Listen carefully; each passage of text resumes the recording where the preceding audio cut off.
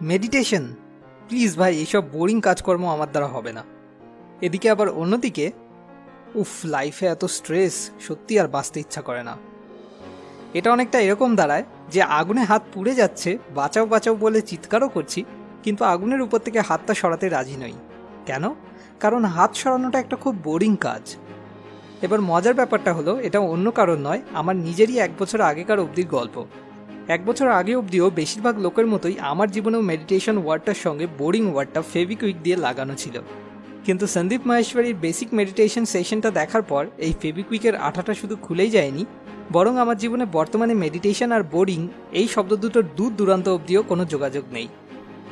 আপনারা হয়তো অনেকেই জানেন আমার জীবনে ওয়ান অ্যান্ড অনলি আইডল হলেন সন্দীপ মাহেশ্বরী, এবং সন্দীপ মাহেশ্বরী ফ্যান নামে আমার আরেকটি ইউটিউব চ্যানেলও রয়েছে, যেখানে আমি ইংলিশে প্রায় প্রতি সপ্তাহেই একটা করে ভিডিও আপলোড করি। আগে আমিও বেশিরভাগ ছেলে মেয়েদের মতোই মেডিটেশনের নাম শুনলেই নাক সিটকিয়ে উঠতাম। ভাই প্লিজ, এর থেকে চল তাসপিটাই অনেক কাজে দেবে। কেন আমি আমার জীবনের অমূল্য 2 মিনিট সময় মেডিটেশন করে নষ্ট করব?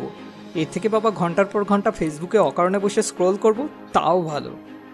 ঠিক এরকমই চিন্তাভাবনা আমারও ছিল, কিন্তু এর আগেই অলরেডি অনেক জায়গায় আমি পড়েছিলাম যে রোজ যদি আপনি কোনো একটা এমন কাজ করতে চান যেটা আপনার জীবন বদলে দিতে পারে, তো সেটা হলো মেডিটেশন। কিন্তু তবুও আমার কাছে মেডিটেশন করার কারণটা পুরোপুরি পরিষ্কার হচ্ছিল না। ফাইনালি যেটা সন্দীপ স্যারের ভিডিওটা দেখার পর ক্লিয়ার হয়। এরপর আমি ঠিক করি, যখন সবাই বলছে, এমনকি সন্দীপ স্যারও যখন বলছেন, তখন অবশ্যই আমার একবার অন্তত চেষ্টা করে দেখা উচিত। আর ধীরে ধীরে তারপর যত দিন যেতে থাকে আমি মেডিটেশনের প্রেমে পড়তে থাকি, কারণ আমি এমন কিছু পরিবর্তন লক্ষ্য করি যেগুলো সত্যি অসাধারণ ছিল। তো আমি আজ এই ভিডিওতে আপনার সাথে সেই বেনিফিটগুলোই শেয়ার করব, এবং তার সাথে সাথে এটাও শেয়ার করব যে কিভাবে মেডিটেশনকে বোরিং নয় বরং অসম্ভব ইন্টারেস্টিং করে তোলা সম্ভব। তো চলুন শুরু করা যাক। প্রথমেই বলি, মেডিটেশন থেকে আপনার কি কি লাভ হবে। আপনি চাইলে এগুলোকেই মেডিটেশনের অভ্যাস গড়ে তোলার জন্য আপনার ওয়াই শিট হিসাবে ব্যবহার করতে পারেন। নাম্বার 1, মনোসংযোগ করার ক্ষমতা বৃদ্ধি। নাম্বার 2, পর্যবেক্ষণ করার ক্ষমতা বৃদ্ধি। নাম্বার 3, সবসময় বর্তমানে উপস্থিত থাকা। নাম্বার 4, অনেক কম পরিমাণ চিন্তা মাথায় আসা। নাম্বার 5, রাগের উপর নিয়ন্ত্রণ।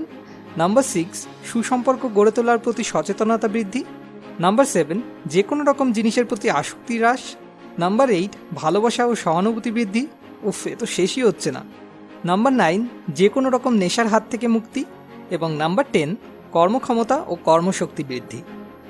গৌতম বুদ্ধকে একবার একজন জিজ্ঞেস করেছিলেন, মেডিটেশন করে আপনি কি কি পেয়েছেন? উনি উত্তর দেন, কিছুই না, কিন্তু আমি কি কি হারিয়েছি সেটা আমি তোমাকে বলতে পারি। আমি আমার রাগ, দুশ্চিন্তা, বিষণ্ণতা, নিরাপত্তাহীনতা ও মৃত্যু ভয়কে মেডিটেশনের মাধ্যমে হারিয়েছি।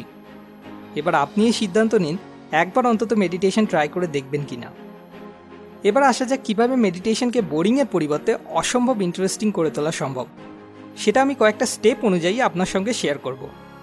স্টেপ 1, 5 মিনিটের একটা রুটিন ফিক্স করা। বিগিনার্সদের জন্য এটা খুবই একটা কমন প্রবলেম, মেডিটেশন করব বলে ঠিক করা, কিন্তু তারপর কোনো না কোনো কারণে বা কাজের চাপে সেটা করতে ভুলে যাওয়া।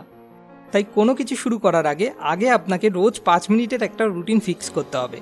হয় সকালে উঠেই সবার প্রথমে, আর নতুবা সবার শেষে রাতে শুতে যাওয়ার আগে রুটিন ফিক্স করতে পারলে সব থেকে ভালো হয়, যখন আপনার সুবিধা হয়। প্রথমেই একবারে 30 মিনিট মেডিটেশন করার টার্গেট করার কোনো প্রয়োজন নেই, 5 মিনিটই শুরু করার জন্য যথেষ্ট। পরে প্রতি 3 দিন পরপর 1 মিনিট করে সময় বাড়াতে থাকতে হবে। স্টেপ 2, একটা শান্ত জায়গা খুঁজে বসা।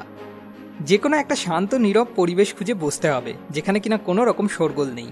সেটা আপনার বাড়িতে কোনো রুম বা বাড়ির ছাদ বা পার্কের কোনো বেঞ্চও হতে পারে। এবার শুরু করার আগে অনেকেই এটা নিয়ে ঘাবড়ে থাকে যে কিভাবে বসতে হবে, কিভাবে নিঃশ্বাস নিতে হবে, কিন্তু আসলে এগুলো কোনো ম্যাটারই করে না। আসলে যেটা ম্যাটার করে সেটা হলো মনোসংযোগ করতে পারা। যেভাবে বসলে আপনি কমফোর্টেবল ফিল করেন সেভাবে বসলেই চলবে। আপনি যদি কোনো আনকমফোর্টেবলভাবে বসে মেডিটেশন করার চেষ্টা করেন তো বারবার আপনার মন ওই ব্যথার দিকে যাবে, যেটা একেবারেই কাম্য নয়। বসার ব্যাপারে শুধু একটাই নিয়ম মানতে হবে, হেলান দিয়ে বসলে চলবে না। আপনি চাইলে চেয়ারে বসেও করতে পারেন, শুধু একটাই শর্ত, হেলান দেওয়া যাবে না। স্টেপ 3, বাইরে থেকে সমস্ত ইনপুট বন্ধ করা। এর জন্য আপনাকে আপনার চোখ এবং কান বন্ধ করতে হবে।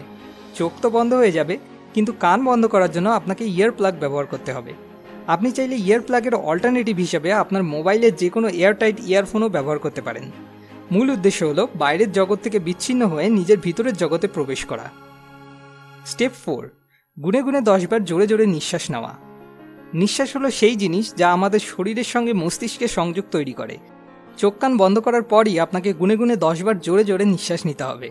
হ্যাঁ, তাই বলে রাবণের মতো জোরে জোরে না, মোটামুটি শান্তভাবে ধীরে সুস্থে। স্টেপ 5, নিজের ভিতরের জগৎ পর্যবেক্ষণ করা। শেষ কবে আপনি আপনার নিজের হার্টবিটের শব্দ শুনেছিলেন? শেষ কবে আপনি অনুভব করেছিলেন যে যখন প্রশ্বাসটা নাকের মধ্যে দিয়ে গিয়ে ফুসফুসে প্রবেশ করে তখন ঠিক কেমন অনুভূতি হয়? সত্যি কথা বলতে আমাদের ভিতরের জগৎটা বাইরের জগৎ থেকে অনেক অনেক বেশি রহস্যময়, অনেক বেশি ইন্টারেস্টিং।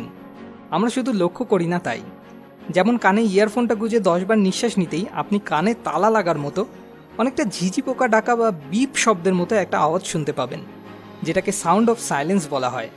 সব থেকে মজার ব্যাপার হলো আপনি এই আওয়াজটাকে যত বেশি মনোযোগ দিয়ে লক্ষ্য করবেন এই আওয়াজটা তত বেশি আরও জোরে আসতে থাকবে, কিন্তু তবুও আপনি কিছুতেই বুঝে উঠতে পারবেন না যে আওয়াজটা আসলে আসছে কোথা থেকে। আমি বলবো ভিডিওটা এখনই পজ করুন আর একবার ট্রাই করে নিজেই মজাটা দেখুন। স্টেপ 6, মৃদু হাসা। যখনই আপনি এটা ট্রাই করতে যাবেন মাঝে মাঝেই কিছু চিন্তা এসে আপনার মাথার মধ্যে উকি মারবে। এতে অস্বস্তি বোধ করা বা নিজের উপর রেগে যাওয়ার কোনো প্রয়োজন নেই, বরং এটাকে একটা খেলার মতো বানিয়ে নিতে হবে।